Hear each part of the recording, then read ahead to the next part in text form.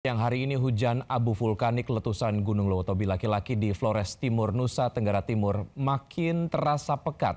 Puluhan ibu dan bayi dievakuasi ke lokasi aman. Dampak abu vulkanik juga membuat Bandara Franseda ditutup sementara.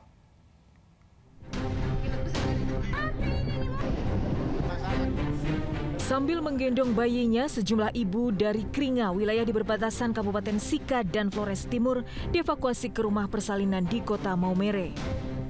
Ibu dan bayi terpaksa dievakuasi untuk menghindari paparan abu vulkanik pekat akibat erupsi Gunung Lewotobi laki-laki. Evakuasi bayi dan balita menjadi prioritas lantaran rentan terkena penyakit saluran pernafasan akibat debu vulkanik erupsi Gunung Lewotobi laki-laki. Asap semua ngepul, rekan semua panik, lari keluar, berdiri di teras.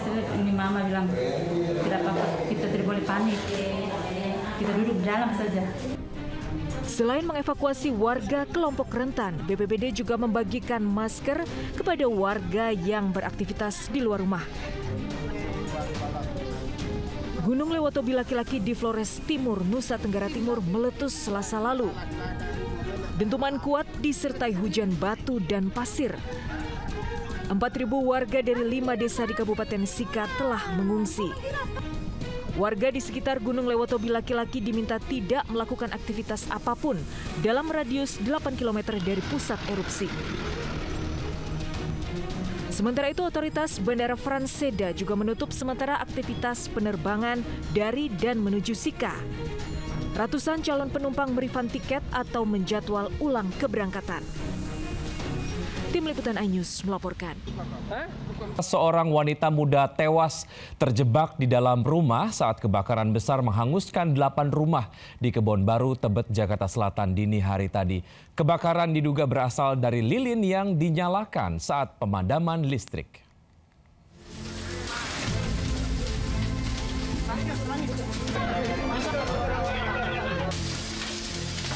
Kobaran api membesar dan menghanguskan 8 rumah warga di Jalan J, Kelurahan Kebon Baru, Kecamatan Tebet, Jakarta Selatan, pukul 1:30 dini hari tadi. Naas, seorang penghuni rumah perempuan berusia 23 tahun bernama Putri terjebak di dalam rumah dan meninggal. Jenazah korban dievakuasi sementara ke musola setempat. Dugaan kami ya menghimpun dari keterangan warga, karena saat padam itu warga pada menggunakan penerangan ada sebagian dari lilin, dan rumah yang titik awal itu sedang ada menggunakan penerangannya pakai lilin, penyalaan lilin.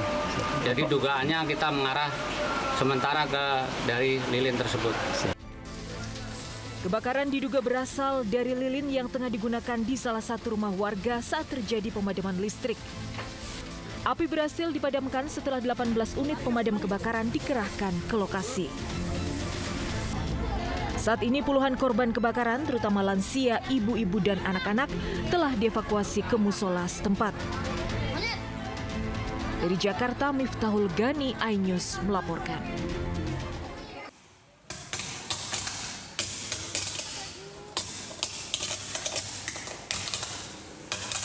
Sementara itu, akibat korsleting, sebuah kabel tiang listrik yang berada di Jalan Peta Selatan, Kalideres, Jakarta Barat terbakar. Lokasi kabel berada di belakang SPBU, membuat petugas SPBU dan masyarakat panik, khawatir api merambat ke SPBU. Kabel listrik ini terbakar setelah salah seorang petugas PLN memperbaiki sambungan kabel pada tiang listrik ini. Dan hingga saat ini aktivitas penjualan BBM ditutup. Warga yang tengah mengisi BBM diminta untuk menjauh.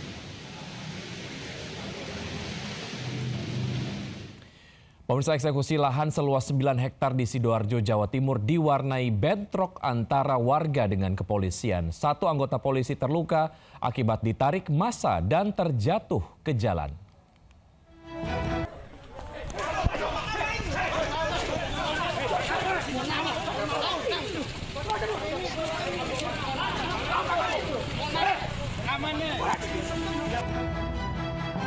Eksekusi lahan seluas 9 hektar di Desa Tambak Oso, Kecamatan Waru, Sidoarjo diwarnai kericuhan. Kericuhan terjadi saat petugas keamanan dari Polresta Sidoarjo terlibat adu mulut dengan massa aksi pendukung termohon yang menutup akses jalan masuk menuju lokasi eksekusi. Akibat kejadian itu, satu anggota dari Polresta Sidoarjo mengalami luka di bagian pelipis karena terjatuh dari motor setelah ditarik massa aksi. Kuasa hukum termohon menyebut aksi penghalangan ini dilakukan karena pihak termohon tidak terima karena baru menerima surat pemberitahuan eksekusi pada pagi hari. Ini dari segi kepatutan itu sudah menyalahi cacat formil tata aturan untuk bersurat. Jurusita Pengadilan Negeri Sidoarjo dinampingi TNI Polri berhasil membacakan berita acara eksekusi lahan itu dan aparat keamanan kemudian meninggalkan lokasi. Dari Sidoarjo, Jawa Timur, Agusta, iNews melaporkan. Pemirsa, hari-hari persidangan yang melelahkan kembali menanti Mbah Tupon, korban mafia tanah asal Bantul, Yogyakarta. Kini lansia buta huruf tersebut digugat 1 miliar oleh tersangka mafia tanah yang sebelumnya bersengketa dengannya.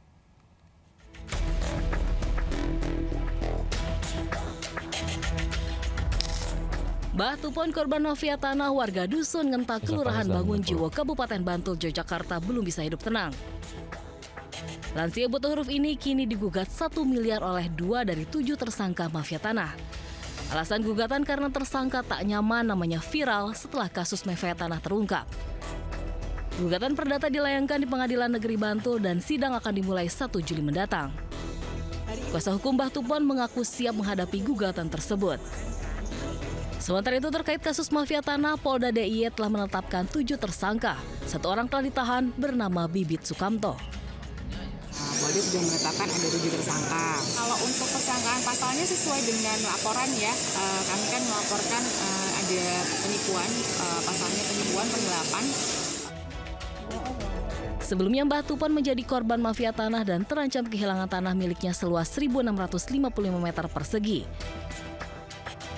Jerat mafia tanah terungkap setelah Mbah Tupon hendak memecah bidang tanah miliknya. Tiba-tiba mendapat kabar bahwa tanah tersebut telah berubah nama dan akan dilelang. Dari Sleman, Yogyakarta, Heru Trijoko melaporkan. Pemirsa, Ibu Gregorius Ronald Tanur Meriska Wijaya divonis 3 tahun penjara oleh Majelis Hakim Pengadilan Tipikor Jakarta. Vonis hakim ini lebih ringan dari tuntutan jaksa. Hakim menyatakan Meriska bersalah memberikan suap kepada 3 hakim Pengadilan Negeri Surabaya untuk vonis bebas anaknya terkait kasus kematian Dini Sera. Hakim juga menghukum Meriska membayar denda 500 juta rupiah atau subsidiar 6 bulan penjara.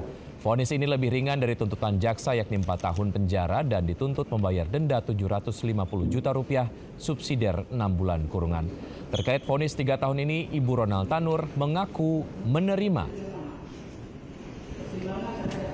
Menjatuhkan pidana terhadap terdakwa, oleh karena itu dengan pidana penjara selama 3 tahun dan denda sejumlah 500 juta rupiah dengan ketentuan apabila denda tidak dibayar maka diganti dengan pidana kurungan selama 6 bulan.